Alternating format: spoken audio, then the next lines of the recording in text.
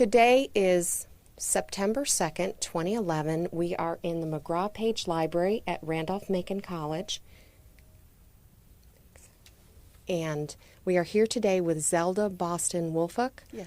who is from the class of 1978. As Zelda Boston, she graduated. Also in the room, this is Lori Preston, and also in the room are Claire Stevens and Sarah Hendricks from the Development Office. Well, welcome back to Randolph-Macon. Thank you. It's nice being here. Okay. When did you first hear about Randolph-Macon College as a college choice for you? Well, actually, it was my high school guidance counselor and my father.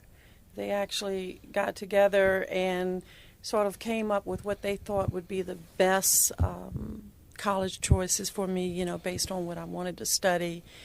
And, of course, the main criteria, or one of the main priorities, I guess, was to actually find a college that would hopefully provide scholarships and financial aid and, being able to afford a good or excellent college was very important to us. So they were the ones that actually got together and came up with a list. Okay. And who else was on the list? Do you recall? I remember Mary Washington was on the list because they had a very good foreign language program. And I think I had like VCU, and there was another college in Lynchburg, I believe, that was on there. For some reason, those are the only ones I remember. Okay. Did you visit the college before you applied or after you were accepted? Or We actually came up to the college once we had narrowed it down to 3 colleges. We did come up here. The other thing was because it was pretty close to Petersburg, which is where I'm from.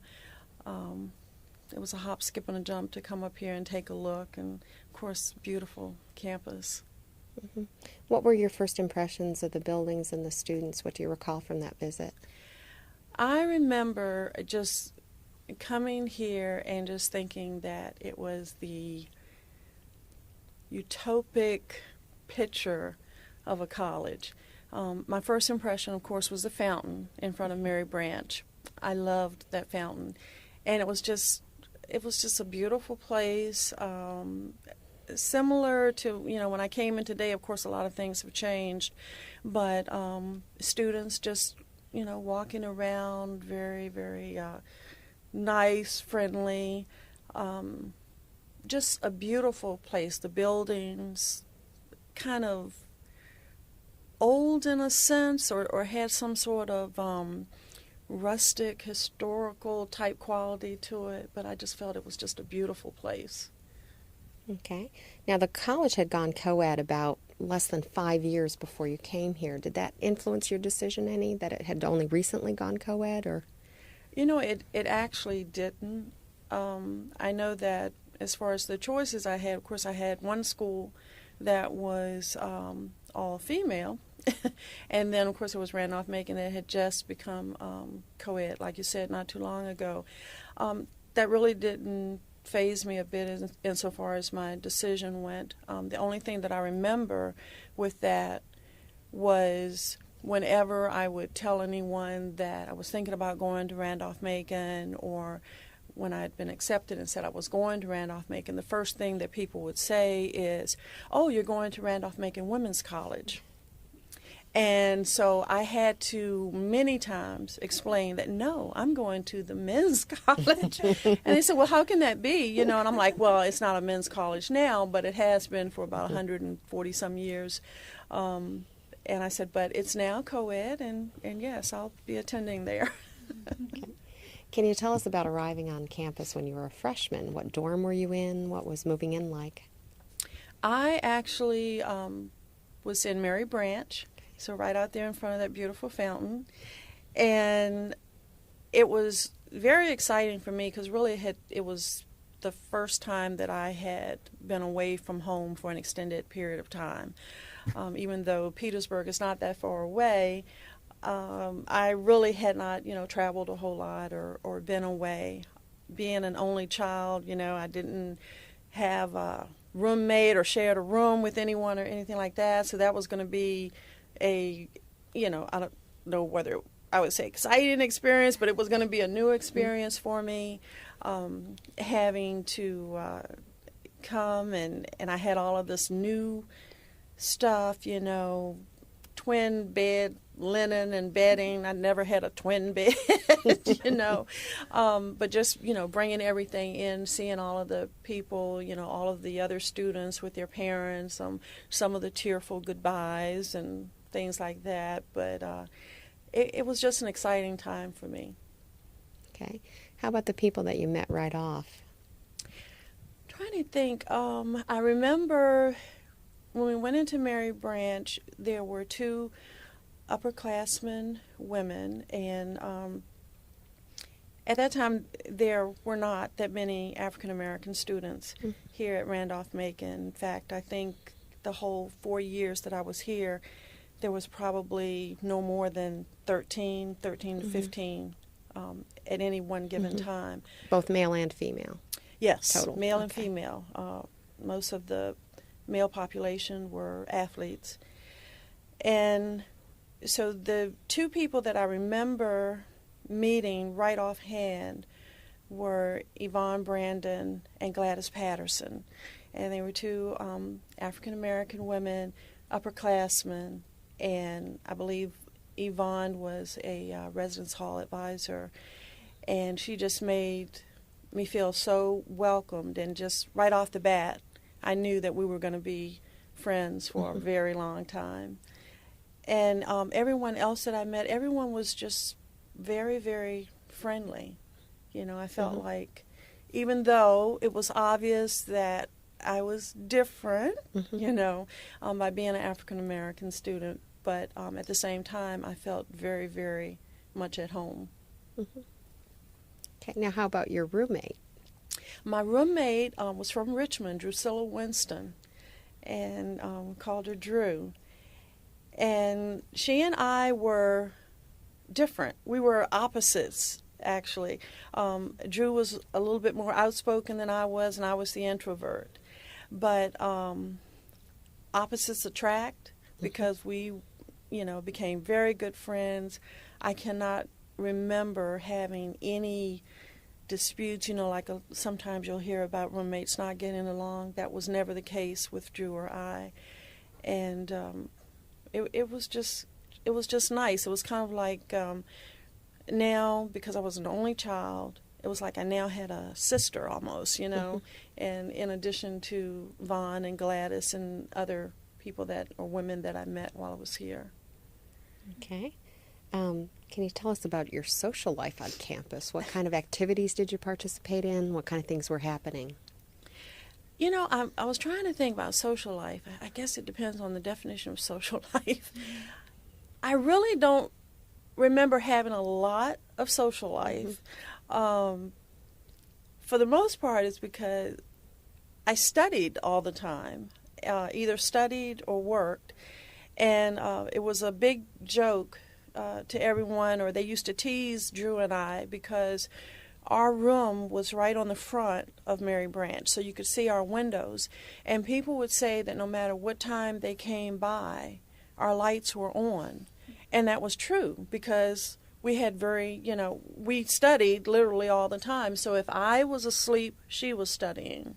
And then if I was studying, she was asleep. So we never turned our lights off. We went through a lot of light bulbs. But we were always studying, and people just said, y'all never turn your lights off. But I did have some, activities that I took part in. Number one, I was a cheerleader here the whole 4 years I was here. And that was very exciting in that it probably helped me to keep from having the body type that I have now. It kept me fit, strong, and it was also an outlet, because instead of being the introvert when I was a cheerleader, I was the extrovert, and so it just kind of released some tension or whatever. So it was a very good outlet for me, as well as I met some very nice young women who were also cheerleaders that we were very close because we were always together. And of course, also with cheerleading, I was able to go to other colleges. I met a lot of people at the other colleges, and so that was really nice. After the first year at Mary Branch, I moved to the Jones Motel dorms, and I became a resident advisor. I had a room to myself. I didn't have my roommate anymore. Drew also became an advisor at one of the other motel dorms. And so there were dorm activities like competitions between the dorms, different things, like an intramural type sports. So I participated in that, of course. I'm trying to think. As far as other activities, I remember being inducted in Omicron Delta Kappa, but I don't remember exactly a lot of the functions that went on with that. I do remember the frat parties because the frat parties, some of them had some of the most incredible bands you ever wanted to hear. And they played music that I liked, and I liked to dance. And in fact, my husband, who also graduated from here, we were not dating here, but of course we knew each other because there were so few of us. But we would meet and go to the dances. And so that was very, very nice. And the strange thing is my music director at the church I attend now, he was a music director up until a little while ago. He actually was in one of the bands that played here. And we were just talking, and Michael was talking to him as well and let him know that we went to Randolph-Macon. And he said, we used to play up there.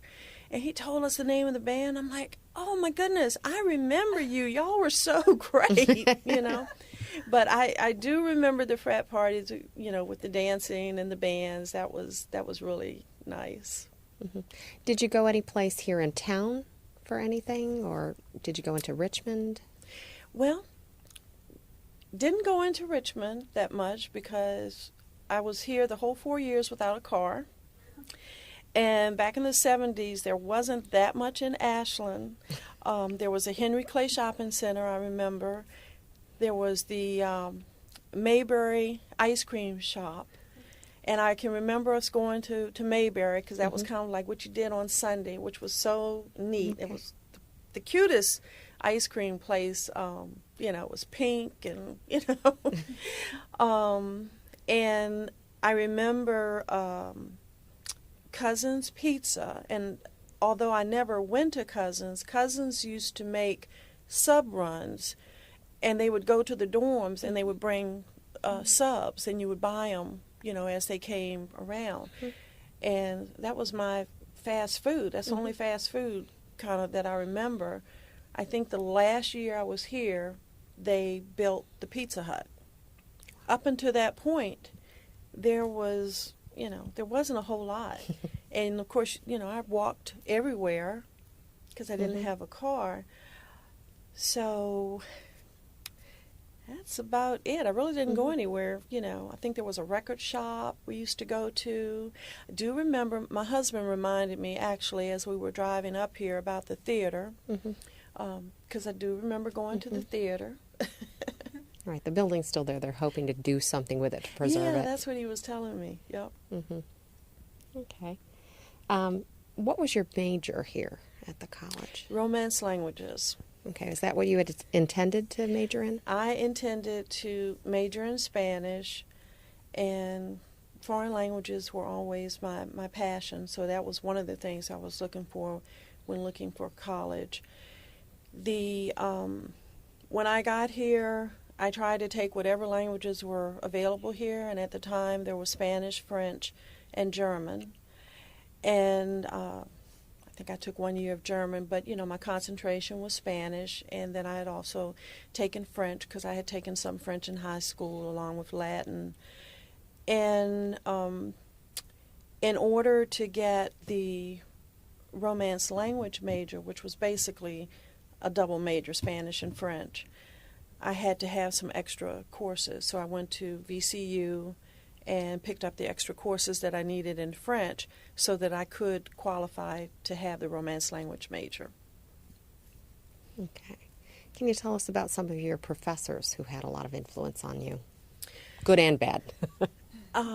The professor that I remember the most is, I believe his name is Dr. Panel. Dr. Panel and his wife. Mm-hmm. In fact, they were two people that it seemed like they just made a point of meeting new students and making them feel so very welcomed. And I actually had Dr. Panel for logic. But I knew him, from the beginning, because he was just that kind of person. He always walked around. He was always real nice to everyone. His wife was the same way. She was on campus just as much as he was. So I remember them. As far as like my foreign language professors, of course, I had Dr. Noe, who was actually the German professor. My advisor was Dr. Barrett my first year, but I didn't have a German class with him. Dr. Chalice later became my advisor, Spanish. There was my French professor, where there were two. Professor, I believe her name was Baclar, and then there was a Professor Carroll. They were the two French professors that I had. And of course, I spent most of my time, my classes, with them. But I can't really say I had, any bad experience with any professor. It's really, they were all very nice, very welcoming, supportive. Mm-hmm. Did you find the curriculum to be sort of properly challenging intellectually? Yes, I think so.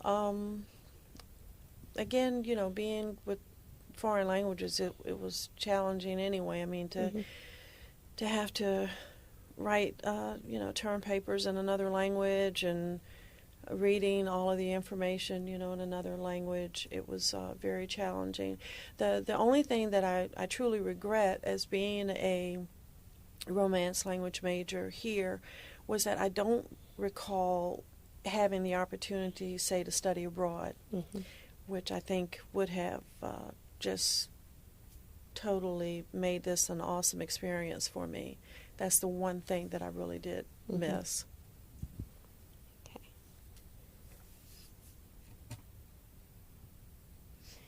Can you tell us what you did after graduation? After graduation, first of all, I guess I had the misguided notion that graduating, from Randolph-Macon College or graduating from college was actually going to allow me to have enormous opportunities insofar as job opportunities go.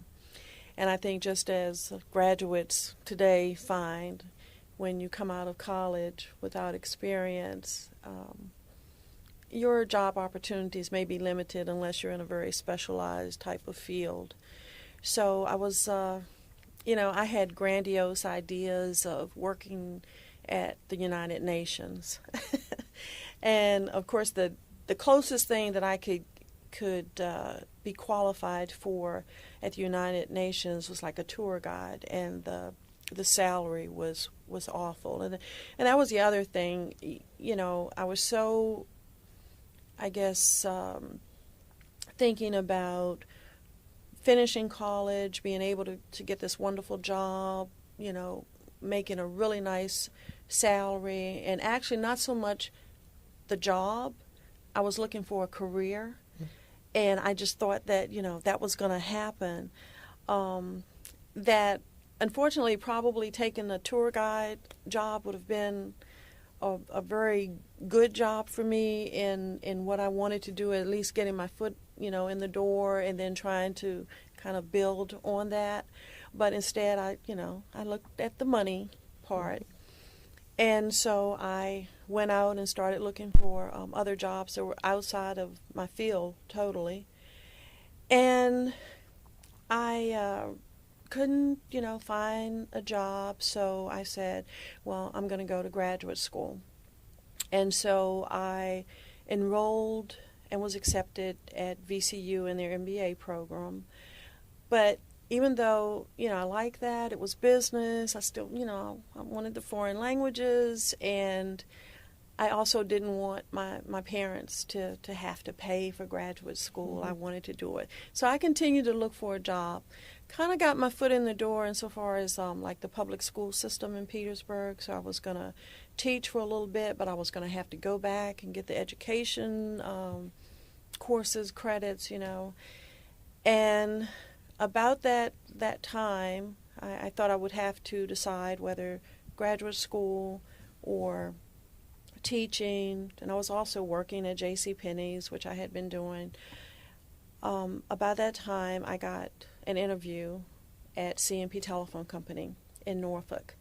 In fact, the man that I interviewed with was Mr. Dementi, who was actually, he was like a director in C&P down in Norfolk, but he was actually related to my biology teacher here at Macon.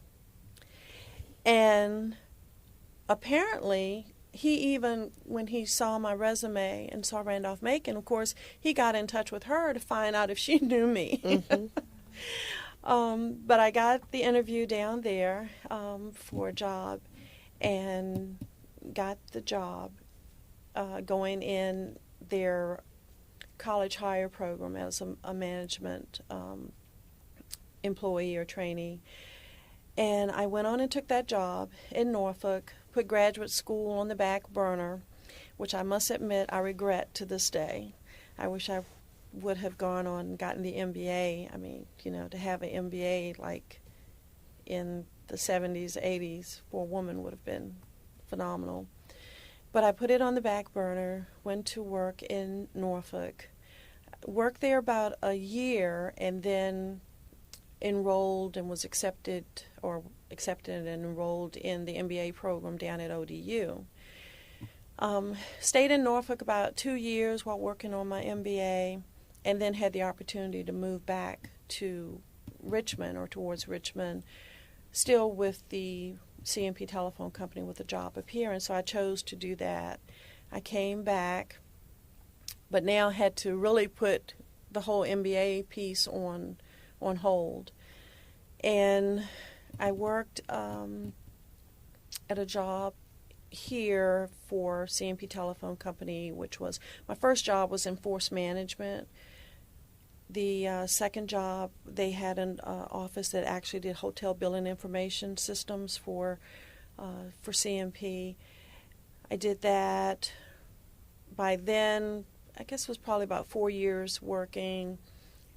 Met back up with my now husband, Michael, and we had kind of kept in touch, but we met back up, got married, still working for C&P Telephone Company, and then went to, trying to think, I think we've been married 4 years and had my first son, Boston, and moved to another job within now AT&T. Worked there for a number of years with divestiture, which was like 1984. They kind of allowed you the opportunity of either staying with AT&T or going back to C&P, which was now going to be Bell Atlantic. So I decided I'll go back to Bell Atlantic. I could still keep all of my service. Went back to Bell Atlantic, was working in database administration for a number of years as a manager. And then let's see, after data administration, probably 5 years had lapsed. I had my second son, Logan, and and then from the database administration job, basically, I think, let's see, before I had Logan, I actually, no, it was after I had Logan, I actually did finally get to go back to graduate school. Still again for MBA, but this time at Averett University. And I did finally get my MBA in '96. Still continuing to work for the company. And now I was going to work in the job that I currently have, which is system administration and database administration, operations, and support for now what is Verizon. So we went from Bell Atlantic to Verizon. And so as of, let's see, September 18th of this year, I'll have 33 years. Wow. So that whole time between one company, CMP and everybody else that followed afterwards, but pretty much with the telephone company. Yeah. Did you stay in touch with the college after you graduated? Did you ever come back? Did people get in touch with you? You know, regrettably, I did not keep in touch. I knew what was going on at Randolph-Macon. My husband kept in touch more so because being the football player, he still had friends of his who were football players that he kept in touch with. Did come back to some of the games, came back. Some years ago, there was, I think I came back for a concert at one point. There was something I was invited to, I believe the Black Students Alliance at the time, some years ago, had a function that I came to.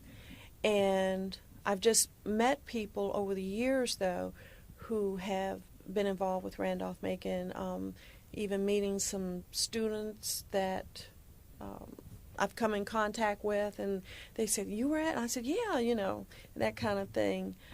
But of course, I kept abreast of everything that was going on here through the publication that comes out, you know, reading about everyone. But I just didn't have a chance. A lot of it had to do with just my crazy work schedule.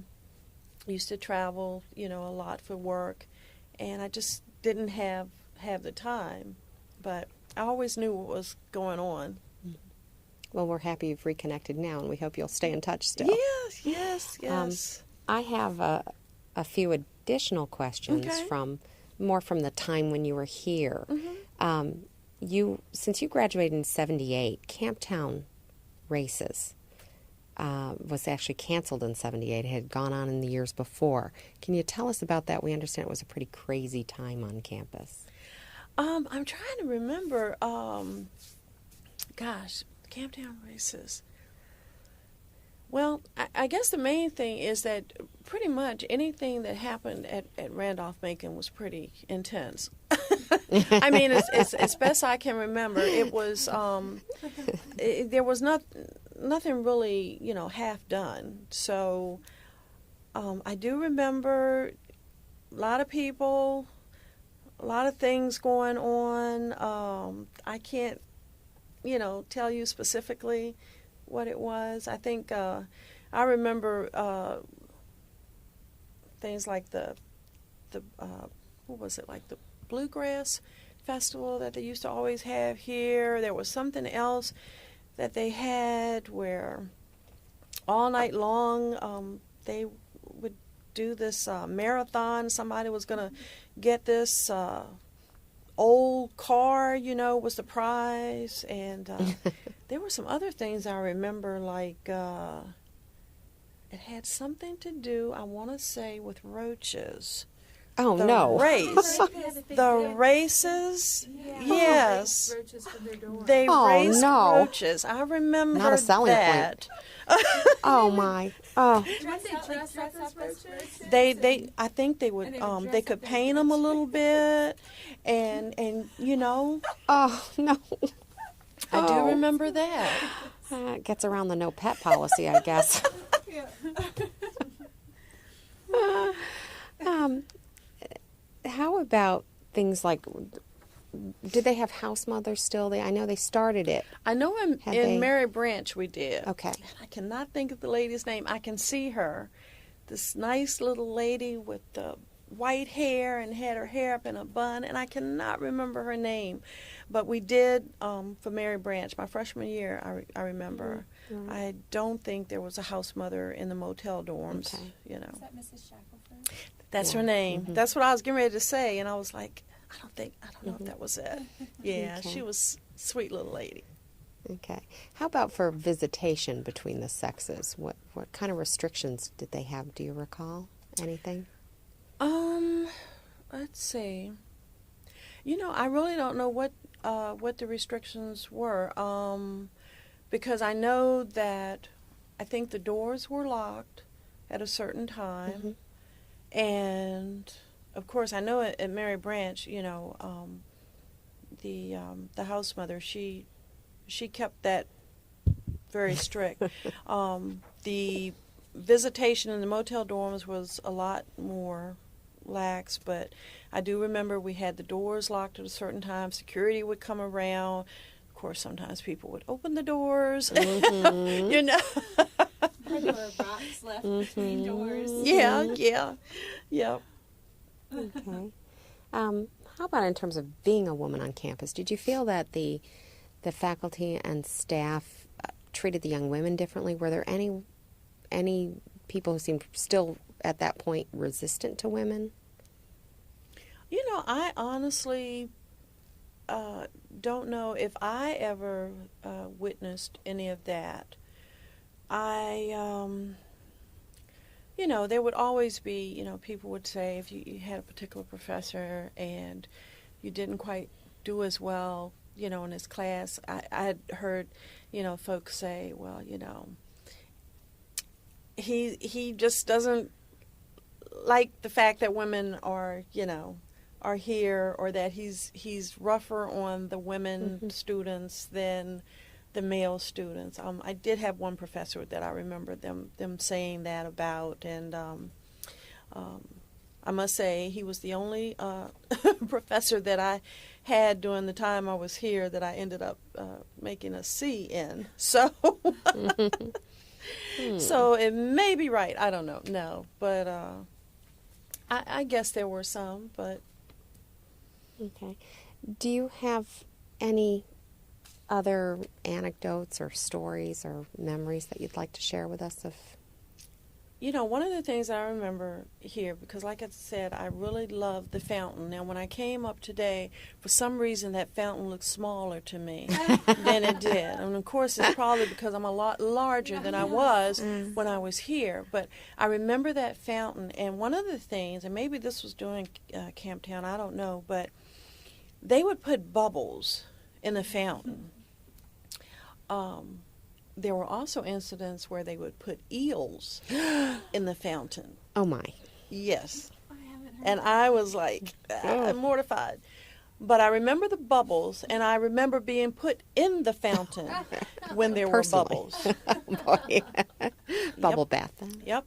That was, you know, the football players and stuff. And I guess, you know, one of the other things I guess that I forgot to mention as far as social life or whatever, they had here every year talent show, and every year I would be with two of the football players who sang, two of the black football players, and we made up a trio, and we would sing in the talent show. And then one year, I decided I was going to sing solo. And I got several of my friends that I had grown up with that were now at Virginia State University to come up. And one of my friends was a music major, and he was going to be my pianist. And I sung Reach Out and Touch Somebody's Hand. I can remember what I had on, the dress, the shoes, you know, everything. It was real crazy, you know. And I actually won either second or third place. Second or third place. And it was just very exciting. And unfortunately, you know, I had all of my friends that came up from Virginia State. And my parents, something happened, and they were not able, when they got here, I had finished. And so that was kind of disappointing. So what we did was we went over in the student union, and there was a room there that had a piano, had a baby grand in there, I believe. And so my friend who played for me, he played it again, and I sung in the student union for my parents. And I guess just like with cheering, I'm kind of loud when I sing, so people could hear it, and so they started coming in the room. And I do remember that. That was a lot of fun. Well, can you tell us about the shoes and the dress? Yes, What were you wearing? it was an orange dress with a scoop neck, and it was, you know, kind of had like a little A-line thing going on here. And I remember having on these like blue, now that I think about it, I had on UVA colors. My oldest son went to UVA. But I had on these blue, really high heel shoes, and I don't know how in the world I was able to stand up on stage nervous with those high heel shoes on and that dress. And you know, I was very thin at the time, so. Yeah, you had mentioned that you came here with scholarships. Do you know which ones that you got? Do you recall? I don't remember. Okay. I had a 4-year academic scholarship, and then I also had a couple of other like assistant packages. There was something that I had where you had to remain working in the state of Virginia for 4 years. I also did work study while I was here, so I used to work over at, I can't exactly remember which building it was now, but it was kind of like the admin building. I used to work over there. And then they also had opportunities for, I guess, different folks in the community to request students, like they needed babysitters or whatever. And I babysat for a couple of different folks. One of the ladies actually ended up, I think she's something now with the college, and I can't think of her last name, but babysat for her and a couple of other families. What did you do? What was your student worker job? Pardon me? What was your student worker job in the admin building? I did things like filing, you know, a little light typing, but it was mostly filing, answering any questions that, you know, when the students came in, pretty much assisting. There was one lady there, and I cannot remember her name, but she had us doing things. There was also now I never got to work in the print shop, but there were some people that actually worked in the print shop with Mr. Lee, I think his name was. Henry Lee. Yeah. And, you know, that was really nice too, actually. Okay. And I know when you first came into the library, you said you hadn't studied much in the library, but do you remember things in the library much? Well, you know, Did you use it much at all? I studied in the library. It's just that it was not my main place to study because of the hours that I continued to study. But I remember the library with the tables. They were these long wooden tables, and of course, when I came in, of course, there was not you didn't have iPods and all that, so you couldn't have like any music, and I always liked to kind of have a little bit of background music, whether it was classical or jazz or something, just some background noise. And that was the thing about the library. There was no noise. It was a traditional library, so you didn't have the noise. I do remember there was a quiet study area. And I remember you going into the store, and there were the really nice chairs there. I even want to say it might have been leather chairs, but they were really nice chairs. And you had this thing that you could buy from the bookstore that was just a board but it was kind of cut out like that so that you would put that board over top of the chair. Okay. So you actually had a surface.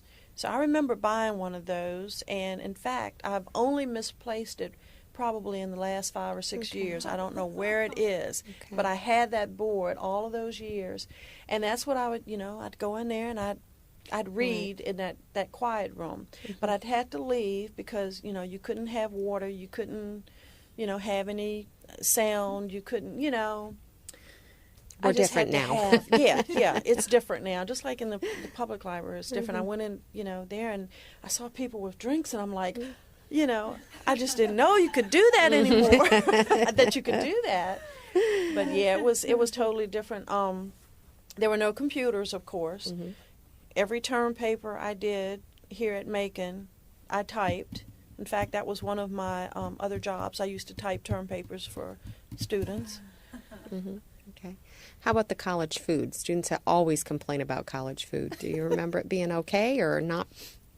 Well, it was fine to me. I mean, I just thought it was amazing that all I had to do was just walk down to the cafeteria and get something to eat and not have to pay.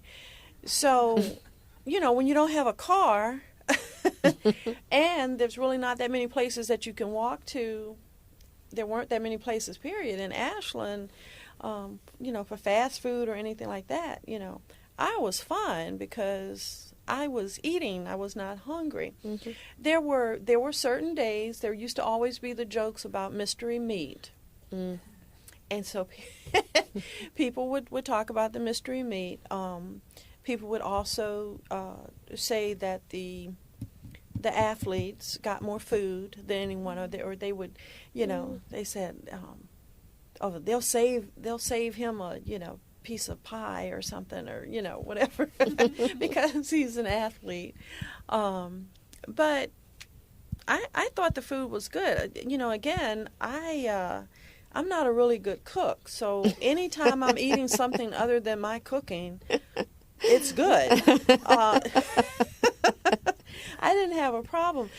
I remember we had a snack bar in the student union. We used to go in there probably more frequently than we needed to because it would be late at night, and I can remember some of the ladies that work there. By my husband being from Caroline County and having relatives in Ashland and around, he knew a lot of the people that worked here. And so we got to know a lot of the people that were here. And they would fix things that I don't believe were actually on the menu, but they knew that, for example, a bologna burger. Oh. We used to have fried bologna burgers with onions, and it's not something that everyone eats or is used to, but we were used to bologna burgers, so we loved it. We said, "Can we get a bologna burger?" But we remember, I remember going there. That was our fast food. The snack bar that was in the student, I think it was in the student union building. That's what we knew as fast food. That was the only place we knew. Okay. Well, did anyone else have any questions? I think that covers everything I had. Well, a question we ask a lot of people, it's not on our official list, but I think it's kind of interesting, is sort of in looking back, and you said that there were things that you were really glad you did and some things you regret not having done. Is there any particular advice? I mean, the freshman just arrived here on Wednesday, so 2 days ago. Is there any particular advice you would offer a young student, a young woman who is about to start a four-year career at Randolph-Macon? Yes, I would definitely say, and it's the same advice that I gave to my, my older son when he went to school. I'm still trying to get my younger son to go to college, but the thing or the mistake that I feel that I made was that I did not take advantage of all of the opportunities that I think the college presented. And one of the reasons is that I don't think I took enough accountability or ownership in my own plan as far as, you know, what I could get from the college. I expected too much from the advisors. You know, I just thought that, okay, they're here, they're gonna, you know, steer me in the right direction. And in hindsight, I know that I should have taken more accountability to say, you know, this is what I'm really interested in. I really want to study abroad. I really want to do this. This is the path that I want to go. How can you help me get there? As opposed to just thinking that if I study hard and I study all the time and I make the grades, that's going to get me where I want to be when I graduate. And that's not the case. You know, so just trying to be a lot more focused, taking on a lot more accountability, and really take advantage of everything that the college has to offer. I think that by me studying, you know, so much, or being so focused on grades, that there were other things, other avenues that I could have explored that would have made this even more enriching experience, and maybe even would have led to something different insofar as a passion that I have. Good advice. That's very good advice. Thank you so much. Oh, you're welcome. Thank you. You're welcome.